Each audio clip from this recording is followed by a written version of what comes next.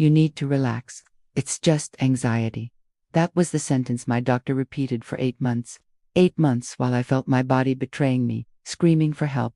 He gave me antidepressants. I asked for tests. He told me to meditate. I told him the pain was real. He stamped my file with hypochondria, but he was wrong, tragically wrong. And by the time the truth finally surfaced, the cancer had already spread. This isn't just a story about a missed diagnosis. It's the story of how I learned to fight for my own life when no one else would. Before the whispers of illness began, my life was a carefully conducted symphony. I moved through my days with a rhythm I had perfected over years. Mornings were for the rich scent of coffee and the quiet hum of productivity. As I sketched out designs for my architecture firm, I was good at my job, respected. There was a satisfying click-clack to my life, the sound of my keyboard, the snap of a binder, the confident stride of my heels on a polished floor. I felt a sense of control, a sense that I had built my life, brick by brick, into something stable and beautiful. I felt, for lack of a better word, invincible. That feeling of strength carried over into my life at home. Afternoons were for the park, for the soaring laughter of my 5-year-old son as I pushed him on the swing, his joy a physical thing that filled the space between us. Evenings were for my partner Miguel, for the easy dance we did in the kitchen, chopping vegetables in unison, the air filled with the scent of garlic and the sound of soft jazz. Our life wasn't perfect, but it was ours, and it was full. I felt a deep, anchoring contentment, a belief that this symphony, this beautiful music, would play on forever, without a single discordant note. The first wrong note was so quiet I almost missed it. It was late, close to midnight, and I was at my desk putting the final touches on a big project. I leaned back to stretch and felt it a strange, dull pang deep in my right side. It wasn't sharp, not exactly painful, more like a persistent, unwelcome pressure. I pressed a hand to my abdomen, frowned for a moment, and then dismissed it. It was probably just a muscle cramp from sitting too long. I was tired, I was stressed, it was nothing. I took a sip of cold tea, finished my work, and forgot all about it. Weeks later, the whisper returned, a little louder this time. I was in a yoga class, trying to focus on my breath, when the instructor guided us into a deep twist. There it was again, that same dull pressure, but now it lingered, a low thrum of discomfort that I couldn't stretch away. Later that evening, at dinner with Miguel, I felt bizarrely full after only a few bites. It was a strange, bloated feeling that made no sense. Miguel noticed I was picking at my food. "Everything okay?" he asked, his brow furrowed with concern. "I'm fine," I lied, forcing a smile. "Just stress from the new project, I guess." I continued to push the feeling away, to rationalize it. It was inconvenient. I didn't have time for some mysterious ailment. My schedule was packed, my deadlines were looming, and my family needed me. So I told myself it was indigestion, or maybe I needed to drink more water. It became a low-level annoyance, a background noise I tried to tune out. But late one night, the whisper became a scream.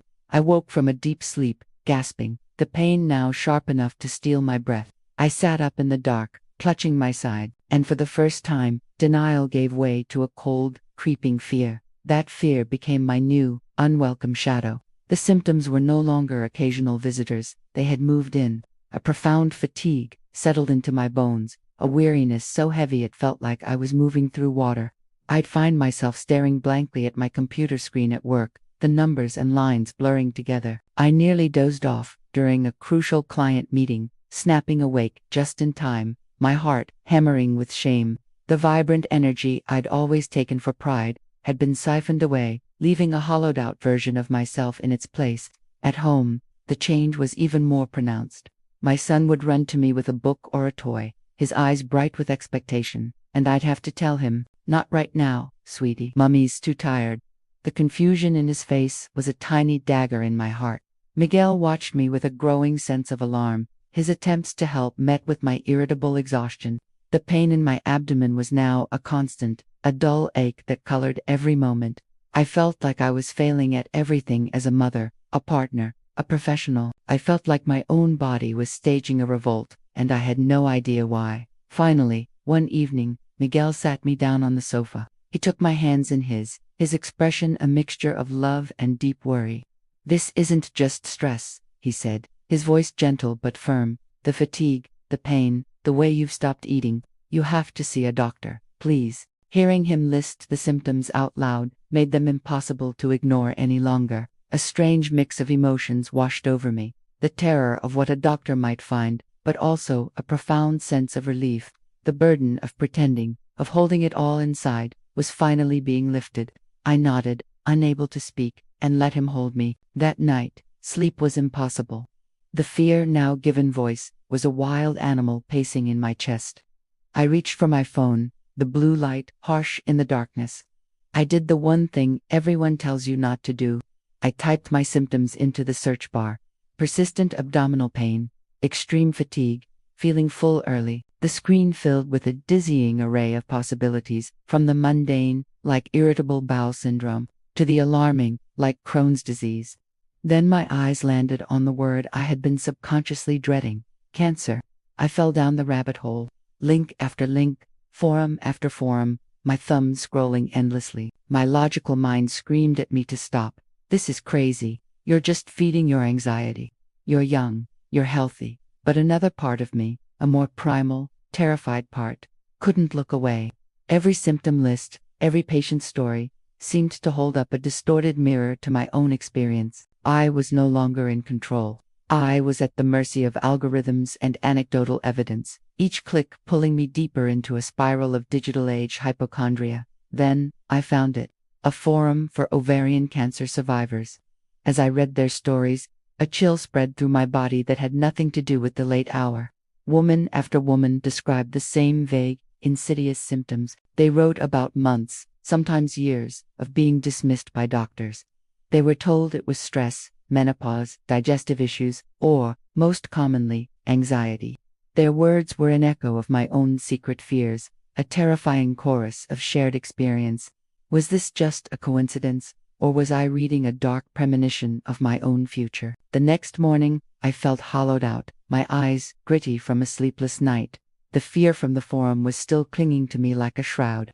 I picked up the phone and dialed my general practitioner, Dr. Alves. My voice trembled slightly as I explained my symptoms to the receptionist, trying to sound calm and rational, not like someone who had spent the night diagnosing herself with a terminal illness on the internet. She offered me an appointment for the following week. The act of making the call, of taking a concrete step, brought a small wave of relief. That relief was quickly replaced by a new kind of anxiety. I had handed over a piece of my burden, but now my fate felt like it was in someone else's hands. The appointment loomed on my calendar, a single, circled date that felt like a day of judgment. For 7 days, I lived in a state of suspended animation. I went to work, I played with my son, I talked with Miguel, but a part of my mind was always elsewhere, caught in the waiting room of the future, replaying the stories from the forum, and praying that my doctor would have a simple, benign explanation for everything. I sat on the crinkly paper of the exam table, the air in Dr. Alpha's office thick with the smell of antiseptic. After a long wait, he bustled in, his eyes already on his computer screen. He asked questions in a rapid-fire, disinterested way, interrupting me as I tried to describe the persistent, gnawing quality of the pain. He palpated my abdomen for no more than 10 seconds, a perfunctory pressure that felt more like a formality than an examination. "Doesn't feel like anything's wrong," he murmured, already turning back to his keyboard. He glanced at my chart, noted my demanding job, and I could see the conclusion forming in his mind before he even spoke. "Your work is high stress. You have a young child. You're a classic case," he said, finally swiveling in his chair to look at me, though not really at me. "It's anxiety. It can manifest in very physical ways." I felt a hot surge of frustration. I had come here for answers, for validation, and I was being handed a dismissal. I tried to explain again, to emphasize that the pain felt physical, real, separate from my worries, but my words seemed to bounce off his wall of certainty. "I'm not imagining this," I said, my voice smaller than I wanted it to be. He just gave me a placid, slightly condescending smile. He tapped a few more keys, and the printer whirred to life. He tore off the sheet and handed it to me. It was a prescription for an anti-anxiety medication. "Take one of these every morning," he said, already standing up, his hand on the doorknob. "Try some meditation, maybe take a yoga class. Come back in 2 months if you're not feeling better." And with that, he was gone. I sat there for a long moment, the prescription slip in my hand feeling like a verdict. I hadn't been heard. I had been categorized, labeled, and dismissed in under 15 minutes. I started the medication reluctantly, a part of me wanting so badly for him to be right. Maybe I was just broken by stress. I downloaded a meditation app and forced myself to sit in silence for 10 minutes each morning, listening to a calm voice tell me to observe my thoughts. I tried to convince myself I was feeling better, searching for any tiny flicker of improvement. I'd have a few hours with less pain and think, see, it's working. I was desperately trying to gaslight myself into believing the narrative he had written for me, because the alternative was too terrifying to consider. But my body refused to lie. The internal war raged on. My mind would follow the doctor's orders, telling myself, "You are calm, you are fine," while my body would send up another sharp signal from my abdomen, screaming, "No, you are not." How could anxiety make me feel so bloated I couldn't button my pants? How could stress cause a constant, localized pain that woke me up at night? The disconnect between the diagnosis and my physical reality was a chasm that grew wider with each pill I swallowed. The fragile truce I had tried to broker with myself shattered 2 weeks later. I woke up in the middle of the night, the pain in my side so intense it felt like a hot poker. I curled into a ball, tears of pain and frustration leaking from my eyes. The medication wasn't working. The meditation wasn't working. The doctor was wrong.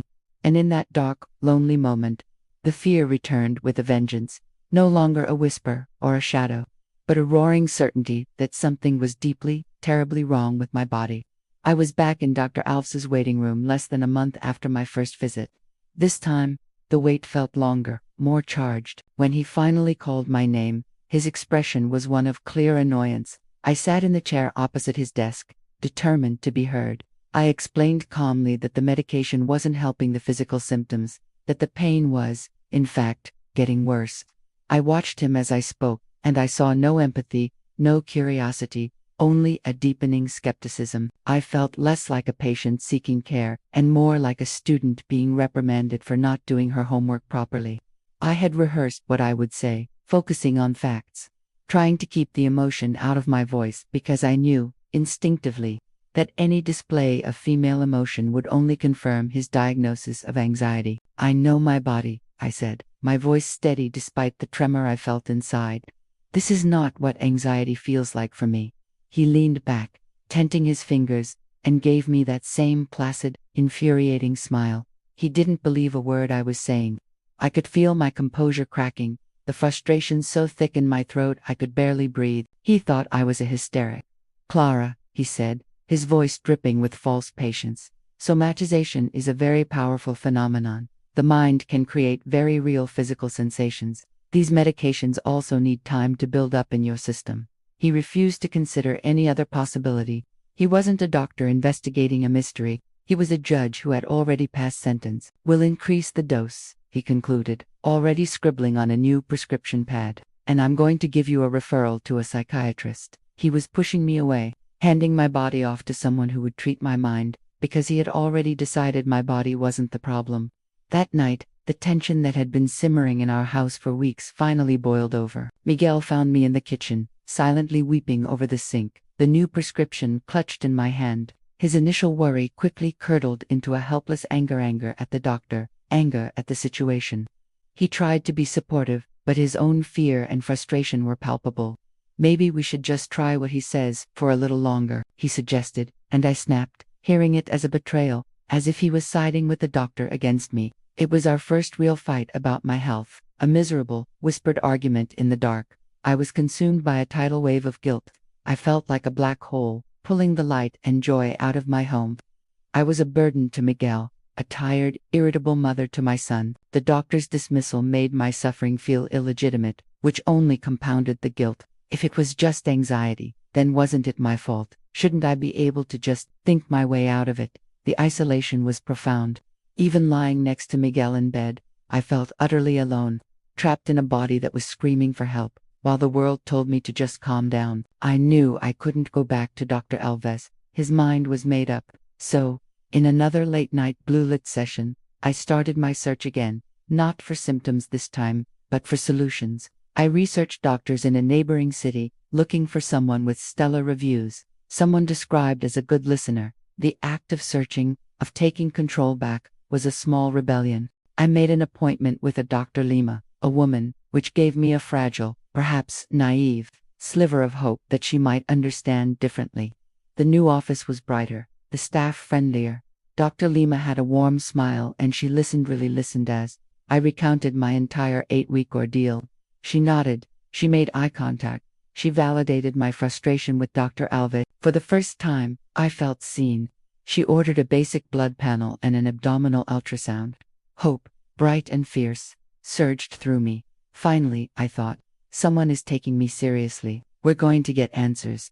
The 2 days I waited for the tests were agonizing, but it was a hopeful agony, the belief that the end of the uncertainty was near. I went back for the results, my heart pounding with a mixture of hope and fear. Dr. Lima smiled kindly as she pulled up my chart. Well, good news, she said.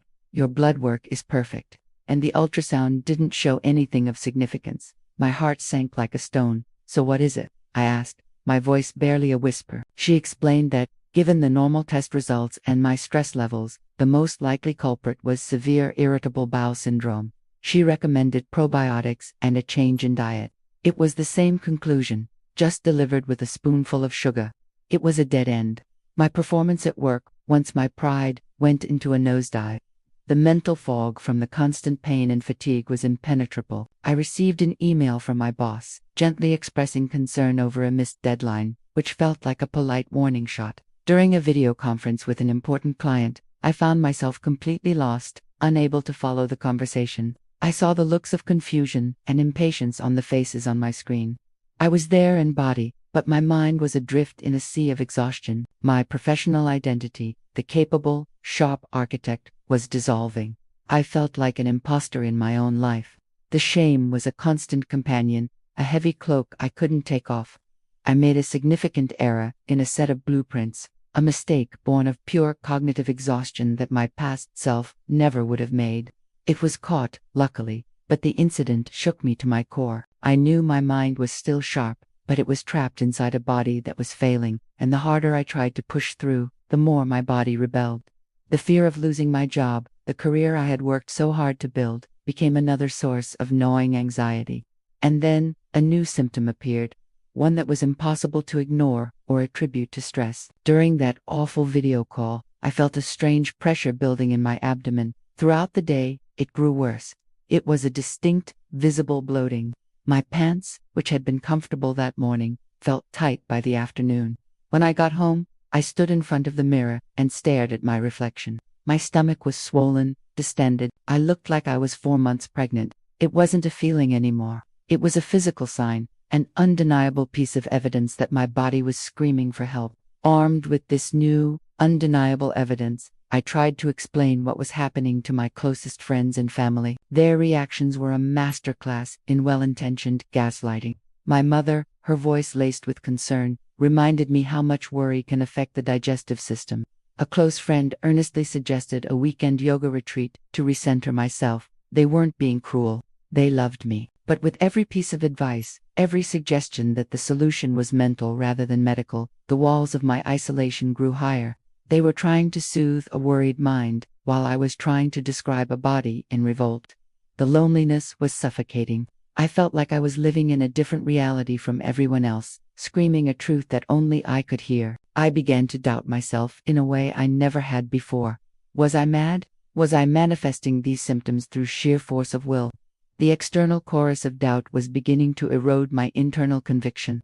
I was adrift, with no one to validate my own lived experience.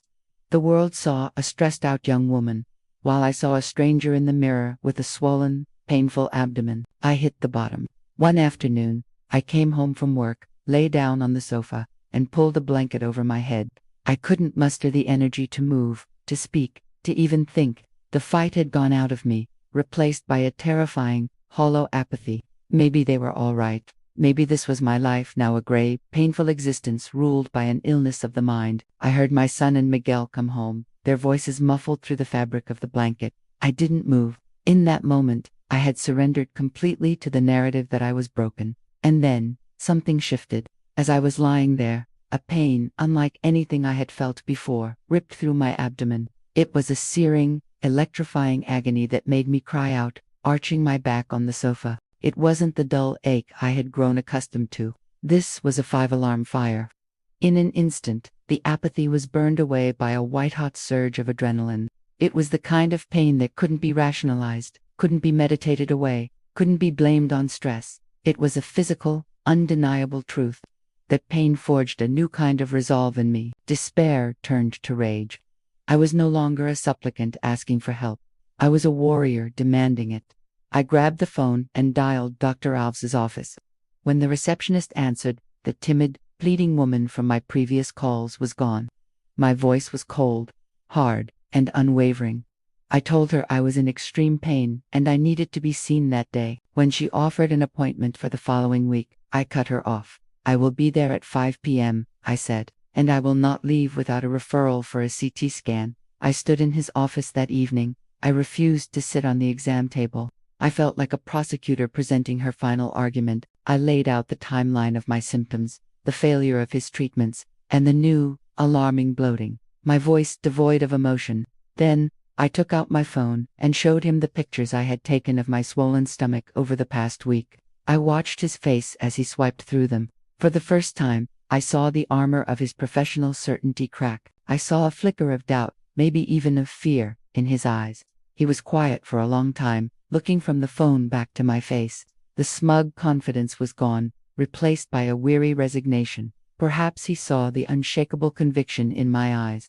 Perhaps the photographic evidence was too compelling to dismiss. Or perhaps he simply realized I would not be moved, that I would not leave his office until he did something. He let out a long, slow sigh, the sound of a man who had been defeated. He turned to his computer, the clicking of his keyboard now sounding less dismissive and more like the tapping out of a surrender.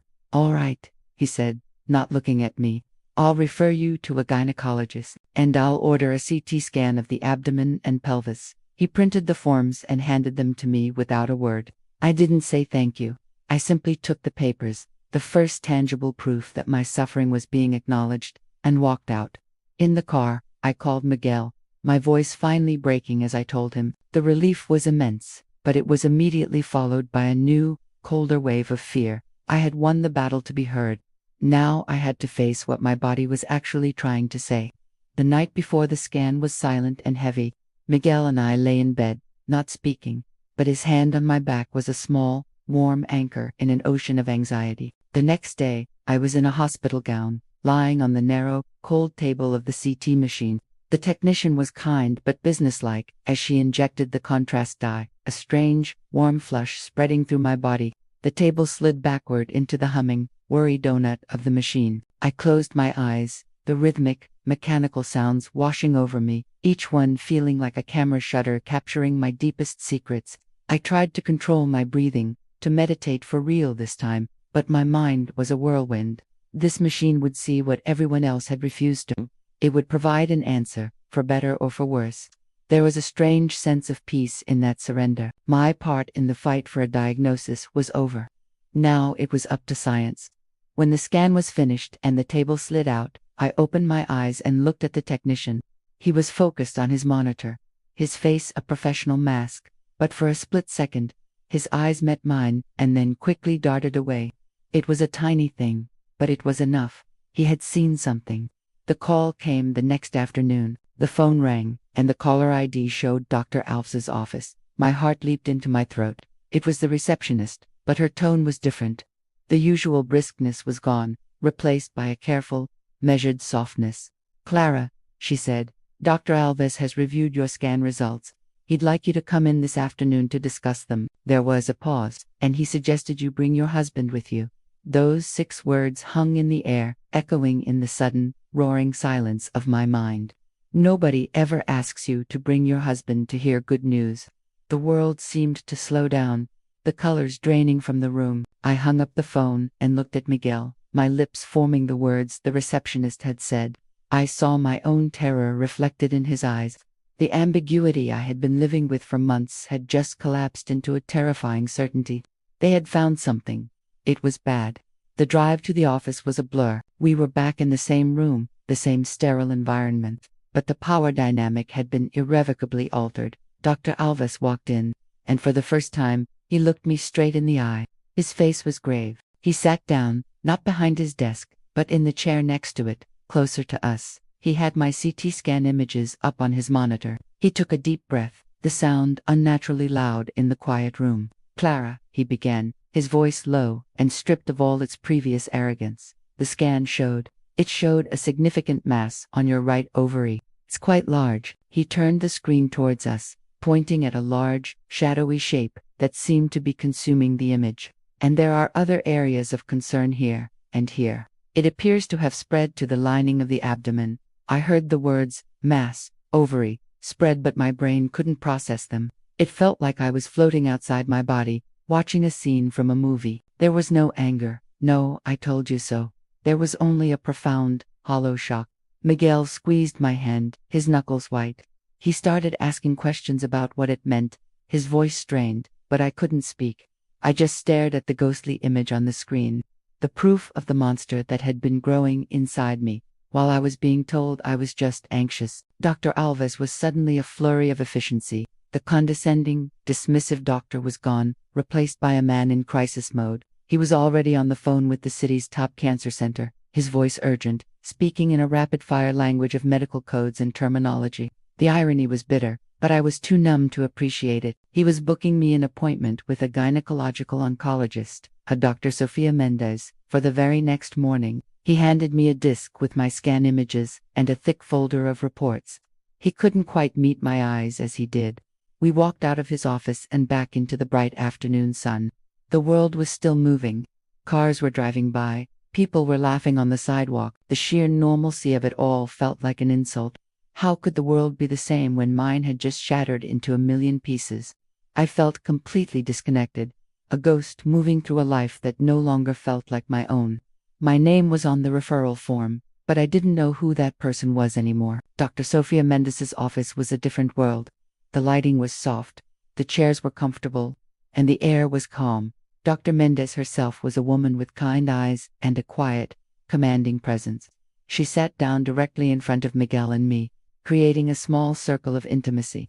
She had my scans on her tablet, but she didn't look at them. She looked at me. "Before we talk about these images," she said, her voice gentle, "I want you to tell me your story, from the very beginning." And so I did. The whole messy, frustrating story came pouring out of me, the pain, the dismissals, the self-doubt, the fear. I cried, not out of sadness, but out of the sheer, overwhelming relief of being truly heard. She listened to every word, her expression never wavering from one of deep, compassionate attention. When I finished, she nodded slowly.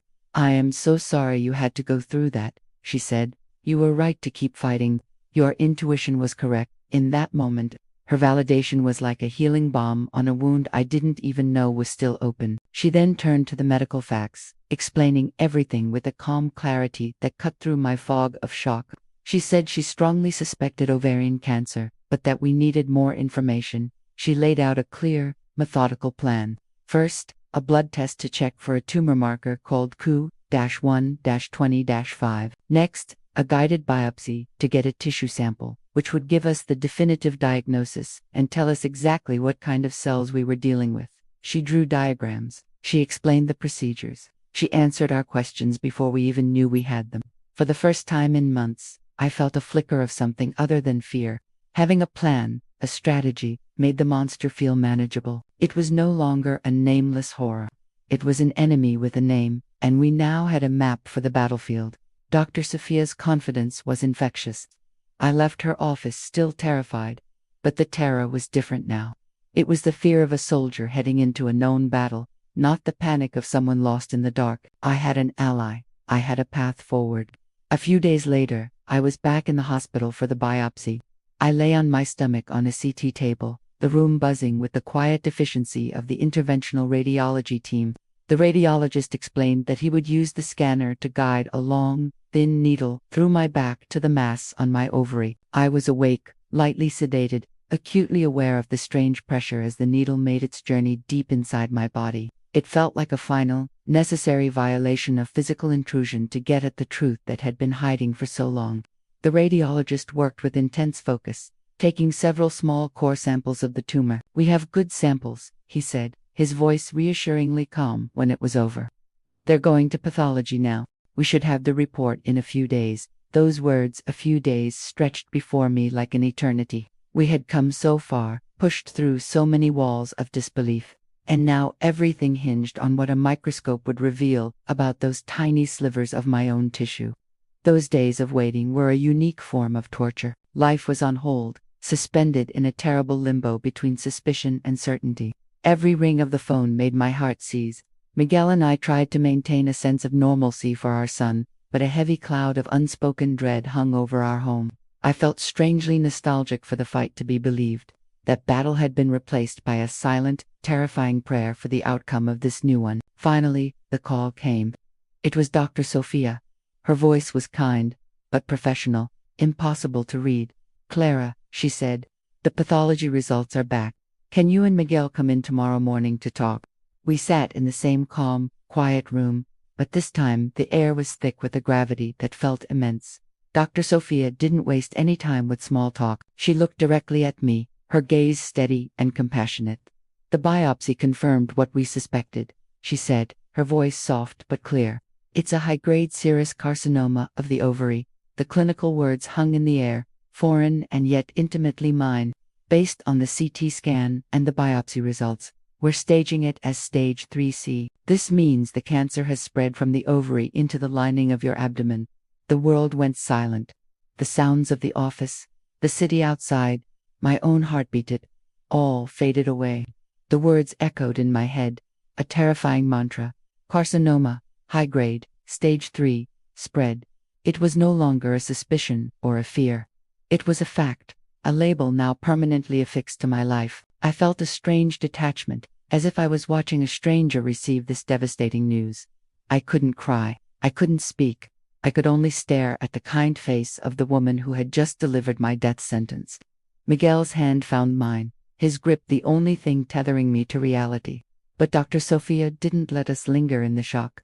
She immediately shifted from diagnosis to strategy. "The good news," she said, leaning forward, her voice infused with a sudden, fierce energy, "is that this type of cancer is known to be very responsive to chemotherapy. We have a standard, effective plan for this." She grabbed a marker and began sketching on a small whiteboard, her movements decisive. "We're going to fight this," she said, and for the first time, a tiny spark of something other than terror ignited within me. She wasn't just a doctor. She was a general, and she was drawing up a battle plan. The plan was brutal and breathtakingly aggressive. A two-pronged attack. First, 3 cycles of neoadjuvant chemotherapy before surgery to shrink the tumors and make them more manageable. Then, a massive, complex operation called a debulking surgery, where she would attempt to remove every visible speck of cancer from my abdomen. After I recovered from that, we would finish with 3 more cycles of chemotherapy to hunt down any microscopic cells left behind. It was a 6-month war, a scorched earth campaign waged inside my own body. The sheer scale of it was terrifying. The shock began to recede, replaced by an overwhelming flood of information. Chemotherapy, debulking, surgery, side effects, survival rates. The words swirled around me, each one heavier than the last. But as frightening as the path ahead was, having a path at all was a strange comfort. The formless, nameless monster of the past 8 months now had a name, a stage, and a battle plan to defeat it. My helplessness began to transform into a grim resolve.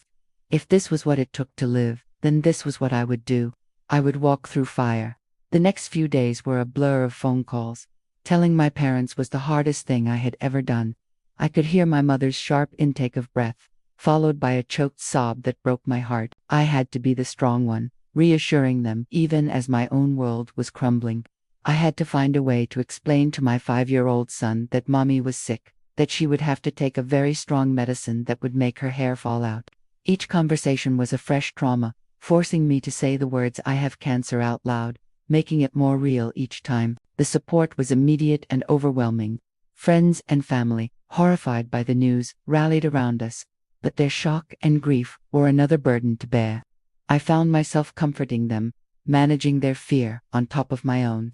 I was surrounded by love, yet I felt an acute, piercing loneliness. No one, no matter how much they loved me, could truly understand the terror of being at war with your own cells. In the quiet moments, after the calls were done, the magnitude of what lay ahead would wash over me, and I would feel very, very small. My first day at the infusion center felt like stepping into another country. It was a large, open room filled with reclining chairs, each one occupied by a person tethered to an IV pole. The air smelled of rubbing alcohol and a faint, chemical sweetness. A kind, unflappable oncology nurse named Maria talked me through the process. She expertly accessed the port that had been surgically placed in my chest a few days earlier. Then she hung the first bag of fluid, a pre-medication to prevent allergic reactions. And then came the chemo itself, a bag of bright red liquid labeled with biohazard warnings. I watched, mesmerized and horrified, as the first red drop slid down the plastic tube and into my body.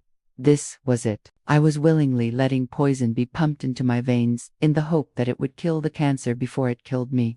It was a terrifying act of faith. I looked around the room at the other patients, some sleeping, some reading, some chatting quietly. They seemed so calm, so resigned.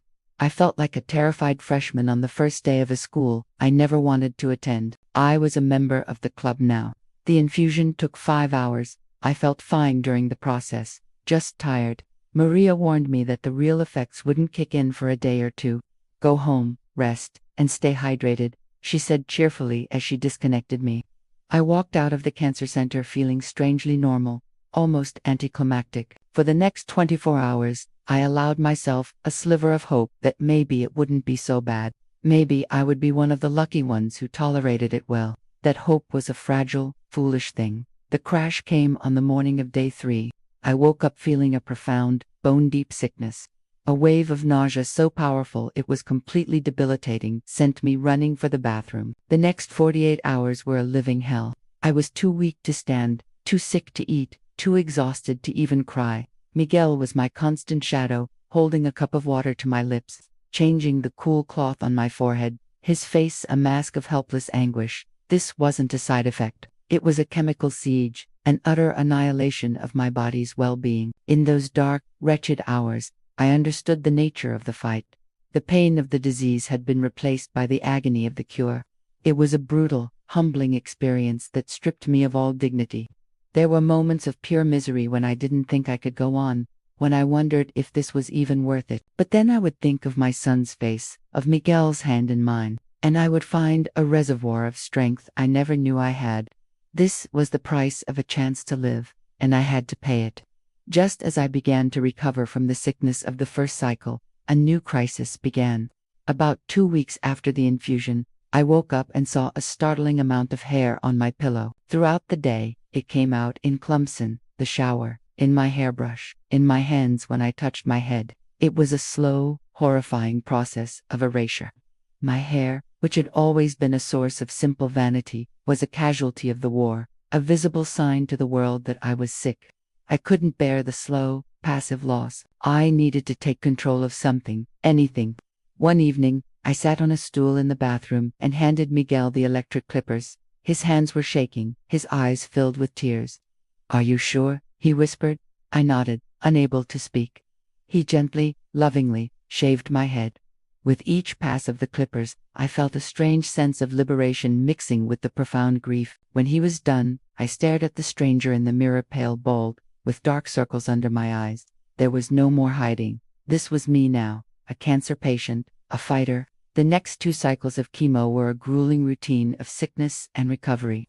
But with each one, I knew we were getting closer to the next major milestone, the surgery. Before they could operate, I needed another CT scan to see if the chemotherapy was working. The anxiety leading up to that scan was almost as bad as the chemo itself. Everything depended on those images. If the tumors hadn't shrunk, the surgery might not be possible. My life hung in the balance, waiting for a radiologist's report. I was with Dr. Sophia when she pulled up the new scans, placing them side by side with the ones from before my treatment. The difference was staggering. The large, ominous shadow on my ovary was significantly smaller. The countless smaller spots that had dotted my abdomen were faded, some barely visible. "This is an excellent response, Clara," she said, a genuine, brilliant smile spreading across her face. "This is exactly what we were hoping for. The chemo is working. You're ready for surgery." A wave of relief so powerful it made me dizzy washed over me. The poison was working. The suffering was worth it. The day of the surgery, I said a tearful goodbye to Miguel in a sterile, pre-op room. As they wheeled me toward the operating theater, I felt a profound sense of surrender. My part was done. Now I was placing my life entirely in Dr. Sophia's hands. My last conscious thought as the anesthesia flooded my system was a simple, desperate plea. Let me wake up. Let them get it all. For the next 9 hours, Miguel sat in a waiting room, marking the passage of time by the changing light outside the window, living a lifetime of fear in a single day. When I finally woke up, it was to the rhythmic beeping of monitors in the ICU, and a deep, searing pain in my abdomen. I was tethered to a web of tubes and wires. The first few days are a blur of pain, medication, and fitful sleep. Recovery was slow, agonizing work. The first time I tried to stand, with the help of a physical therapist, the pain was so intense I nearly passed out. My body felt like a broken thing, a battlefield ravaged by the war that had just been fought there. The long, vertical incision down my belly was a stark, angry reminder of how much had been taken from me. Dr. Sophia visited me in my room a few days later. Her face was tired but triumphant. "We did it, Clara," she said, her voice soft. "The surgery went as well as it possibly could have. We achieved an optimal debulking. It was the best possible news. It meant she had been able to remove all visible traces of the disease. But there was a caveat. The final pathology report showed some microscopic cancer cells in a few lymph nodes," she explained, "which is why it's so important that we finish the final 3 rounds of chemo." The thought of more poison, after my body had been through so much, was almost more than I could bear. But I did it. Still sore and weak from the surgery, I returned to the familiar chairs of the infusion center. This time felt different. My body was weaker, but my spirit was forged of steel. I had survived the worst of it. I knew what to expect. There was a quiet camaraderie in the room, a shared understanding among the patients. We were all soldiers in the same army. I endured the nausea, the fatigue, the bone pain with a weary resignation. Each infusion was a milestone, a countdown to the end. I was no longer fighting for a chance to live. I was fighting to claim the life I had already won back. The day of my last infusion felt monumental. As the final bag of chemotherapy dripped its last drop into my port, a profound sense of quiet descended upon me. Maria, my favorite nurse, came over and gave me a hug. "You did it," she whispered. "The journey wasn't over, but the treatment, the active, brutal part of the war, was. It was time for the final ritual, a tradition at the Center for Patients who finished their treatment. It was time to ring the bell." Supported by Miguel, I walked to the large brass bell mounted on the wall. My hand trembled as I took hold of the thick rope. I pulled it once, twice, 3 times. The clear, resonant sound filled the large room, a sound of triumph, of closure, of hope. Tears streamed down my face, tears of relief, of gratitude, of grief for all that I had lost and all that I had endured. The nurses, the other patients, they all applauded. In that moment, I wasn't just a patient, I was a survivor. The weeks after treatment were a strange, disorienting rebirth. The fog of chemo slowly began to lift from my brain. My energy, in tiny, precious increments, began to return. And then, one morning, I looked in the mirror and saw it, a soft, downy fuzz covering my scalp. My hair was growing back. I would go for short walks in the park. The feeling of the sun on my skin, a forgotten luxury. These small moments of normalcy felt like grand miracles, each one a step away from the battlefield and back toward life. But with the return of life came a new, insidious anxiety. The war was over, but the fear of its return was a constant shadow. Every new ache, every twinge of pain, sent a jolt of panic through me. I was living in 3-month increments, from one follow-up scan to the next. The fear of recurrence, I was learning, was its own chronic condition. I had won the battle, but I knew the peace could be temporary. I was learning to live with the profound, unsettling uncertainty of being a cancer survivor. My first post-treatment scan was scheduled, and the familiar dread, the scanxiety began to build. It was time for another judgment day. I was back in the sterile, cold room, the familiar hum of the PET scan machine, a low thrum of anxiety in my ears. This time, the fear was different. It wasn't the fear of the unknown, but the fear of the known. I knew what cancer felt like, what the treatment did, what was at stake. I lay perfectly still as the radioactive glucose coursed through my veins, imagining it lighting up any rogue cells that might be hiding. The wait for the results was a familiar torture, a replay of the limbo I had endured before. But this time, the stakes felt even higher. I had fought so hard. The thought that it might not have been enough was a terror I could barely contain. We sat in Dr. Sophia's office, the same room where our world had fallen apart and been pieced back together with a battle plan. My hands were ice cold, and I could feel Miguel's leg jiggling nervously beside me. Dr. Sophia entered with a folder, her expression calm and unreadable. She sat down, opened the folder, and looked at me. The seconds stretched into an eternity. "Clara," she said, and then she smiled, a slow, radiant smile that reached her eyes. "Your scan is clean. There is no evidence of disease." The words broke the dam. A sob tore from my throat, a sound of such profound, wrenching relief that it felt like it came from the center of the earth. I collapsed into Miguel's arms, both of us weeping. The months of pent-up fear and tension and grief finally released in a cleansing flood.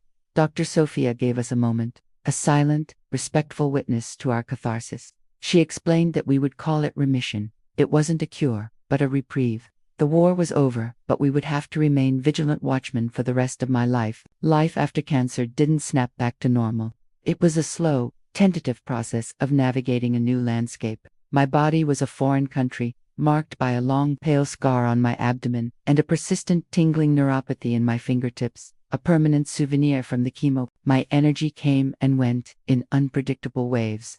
But alongside the scars, there was a newfound, breathtaking appreciation for the mundane. The taste of a fresh strawberry, the warmth of the sun on my face, the sound of my son's laughter. These simple things were now imbued with a sacred, miraculous quality. I was learning to live with the ghost of the disease. Every unexplained ache would trigger a jolt of panic. I was dealing with a form of medical PTSD, haunted by the memories of infusion chairs and hospital beds. I wasn't the carefree person I had been before, but I also wasn't just a sick person anymore. I was forging a new identity, one that held both the fragility of my experience and a strength I never knew I possessed. I was a survivor, and I was just beginning to understand what that word truly meant. In my search for connection, I found an online support group for ovarian cancer survivors. As I read the stories of other women, a familiar, chilling pattern emerged. Story after story detailed months, sometimes years, of being dismissed. Their symptoms, bloating, fatigue, abdominal pain, were almost identical to mine. And so were their initial misdiagnoses: anxiety, stress, menopause, IBS. The righteous anger I had felt towards my own misdiagnosis, which had been dormant during treatment, flared back to life, now magnified by the chorus of their voices. My story wasn't an anomaly. It was a symptom of a systemic failure. That shared anger became a catalyst. I started a blog, a place to pour out my story in raw, unfiltered detail. I wrote about the pain, the medical gaslighting, the terrifying loneliness, and the fierce, desperate fight to be heard. The writing was a release, a way to make sense of the chaos. To my astonishment, people started reading it. Other women, survivors, and those still fighting for a diagnosis, left comments. "This is my story too," they wrote. "Thank you for giving my experience a voice." The isolation I had felt for so long began to dissolve in a powerful wave of community. My blog caught the attention of a national ovarian cancer advocacy organization. They reached out and asked if I would be willing to share my story at a small patient conference. The thought terrified me, but I knew I had to do it. I stood on a small stage, my hands trembling, and I told my story to a room full of faces that reflected my own journey. As I spoke, the fear melted away, replaced by a powerful sense of purpose. I was no longer the invisible, dismissed patient. I was a witness. After my talk, a young woman with fear in her eyes approached me. Tears streamed down her face. "I'm going through the exact same thing right now," she whispered.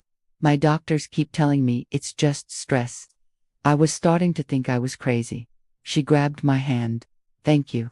You've given me the strength to keep fighting." In that moment, I understood. My pain had been forged into a weapon, not of anger, but of empowerment. My story was no longer just mine. It belonged to her, and to all the women who were still fighting to be heard. A few weeks later, I sat down and wrote a letter. It was to Dr. Alves. It wasn't an angry letter, or an accusatory one. It was a calm, detailed account of what had happened after he dismissed me, of the stage 3C diagnosis, of the brutal treatment, of the life that had been permanently altered. I didn't write it for an apology I knew I'd never receive. I wrote it in the faint hope that it might make him pause, that the next woman who walked into his office with vague abdominal pain might be seen as a person, not a diagnosis of anxiety waiting to be stamped.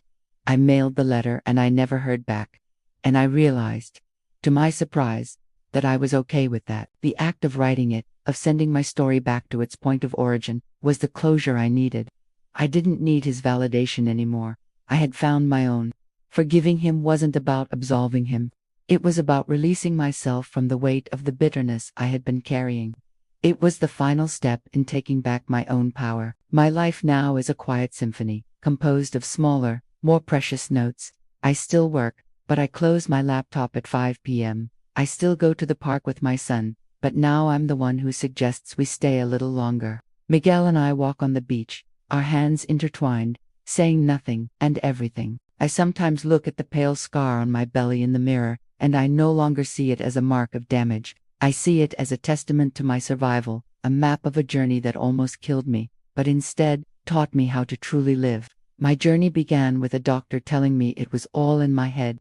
And in a way, he was right. The answer was in my head all along, in my intuition that knew something was wrong, in my refusal to be silenced, in my determination to fight. The most important lesson I learned wasn't about medicine, but about power.